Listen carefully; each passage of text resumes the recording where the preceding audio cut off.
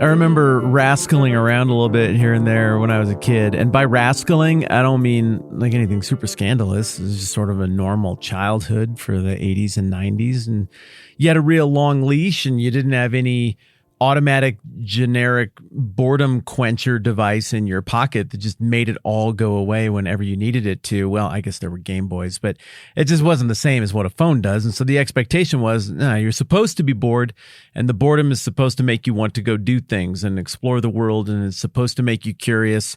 Here's a bunch of freedom to go do it. Go do it. Just figure it out. And so we would go and do that, and usually it's pretty harmless, but every now and then you'd get into a little bit of a scrap, you get in a little bit of trouble, maybe end up somewhere that you weren't supposed to be, rather innocently with your friends. But I was always the super soft-hearted kid who remembered all of the stories that mom and dad told me about doing the right thing. And I remembered the Goofus and Gallant cartoons from highlights. And so if anybody ever did catch us somewhere we weren't supposed to be, I would always be the one who was like, guys, we can't run. We have to talk to him. And then everybody would run and I'd just be there. Dang, I should have ran. And then I end up having the conversation and end up getting in trouble. What I like the most about this analogy is that in it, all of my deadbeat friends who ran and deserted me are like the disciples on their worst day. And I'm like Jesus of Nazareth, the savior of the entire world and God in the flesh. I don't see any problem at all with this. Likewise, I think this is actually one of the stronger ones we've ever done. Likewise, though, in Matthew 26 and verse 31, Jesus is no longer saying like one of you is going to bail out on me as soon as the pressure gets turned up. He goes from one of you will betray me, like saying at the Last Supper, it's going to be one of your fault. One of y'all are just going to inflict this thing on me. And of course, we've discussed at length that he clarified that it was Judas, and then it did turn out to be Judas. But now with maybe everybody else feeling a little better about it, like, well, he didn't say that it was me. I'm good. I'm loyal. I'm well-behaved. Now he turns to them as they finish singing the hymn that they sang. Again, I think that was probably something from Psalm 118. And then they go to the Mount of Olives, which isn't really a very long walk at all from where they probably were. They go down, they go back up in elevation. They've got a really beautiful, idyllic view of the city. I think that just would have played into the dramatic mood of the entire thing. And maybe it's about the time that they're getting over there to where they're going to set up shop on the Mount of Olives. Maybe it's on the way. Jesus says this. Then Jesus told them, "This very night you will all fall away on account of me, for it is written, I will strike the shepherd and the sheep of the flock will be scattered." Now, the second half of that is a reference to Zechariah. I did not remember where. Just a second. I am looking. Zechariah 13. I put a receipt in there so I remember where it was. It's a reference back here to where the prophet in the Old Testament says, "Awake, O sword, against my shepherd, against the man who is close to me, declares the Lord Almighty. Strike the shepherd, and the sheep will be scattered, and I will turn my hand against the little ones." It's pretty freaky, and it's pretty confusing language in its original context that really comes into focus as Jesus invokes it here in Matthew 26. And now you look back on that stuff in Zechariah and you're like, oh, okay, well, we're talking about this moment when Jesus' inner circle would abandon him, and when this shepherd king, this servant who is predicted back in the Old Testament here, when he's in his hour of need, this most difficult moment, this is what's going to go down. It's just going to add to the humiliation and the pain and the injustice of the entire crucifixion affair. We got a lot more Zechariah to talk about, so we'll be getting back that direction in a little bit. But how about that first phrase? Does that ring a bell? You got to go back a ways. But does that ring a bell? This very night you will all fall away on account of me. I had to think for a minute, but I was able to pull it, mostly because of you and how much time we've spent here, and because, as I've argued at a couple of different moments, I really think that Matthew 11 is an underrated chapter in terms of its pivotal importance in Jesus' relationship to the crowds, in terms of clarifying how Jesus was following up on the stuff that John the Baptist did, or rather that John the Baptist was predicting and pointing to all of the grand stuff that Jesus would do.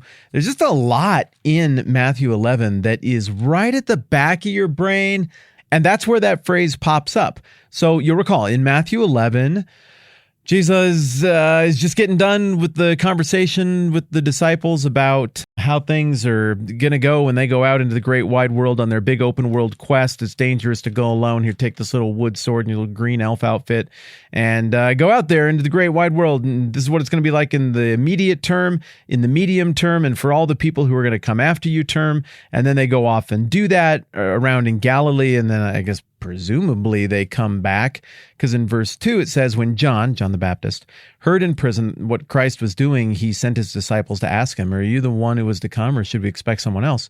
And Jesus replied, go back and report to John what you hear and see. Aha, you remember this, right? This is that Isaiah 35 stuff where Jesus' answer is like, I don't know. What does the Bible say about what it's going to be like when the Messiah comes? Well, it says this: the blind are going to receive sight, the lame are going to walk, those who have leprosy are going to be cured, the deaf are going to hear, the dead are going to be raised, the good news is going to be preached to the poor. It's Isaiah. It's straight out of the book. And Jesus is like, 2 + 2? This one's very, very straightforward. But then he says, as he's wrapping this up, blessed is the man who does not fall away on account of me. And remember when we talked about that a long, long time ago? I think we got a little bit hung up on it because the language is a bit confusing. Now, if you go and you dig into the original language a little bit more, this one is one of those that gets rendered in a lot of different ways in a lot of different translations. But there's definitely some kind of allusion to the idea of stumbling here that the NIV is communicating as fall away. But it looks to me like in the original language, what Jesus is saying here would have connected with that whole Psalm 118 thing, again, that we were looking at yesterday, and that they just got done singing. I am stalling to turn to it. I have succeeded. No, I have not. Psalm 119 is so long.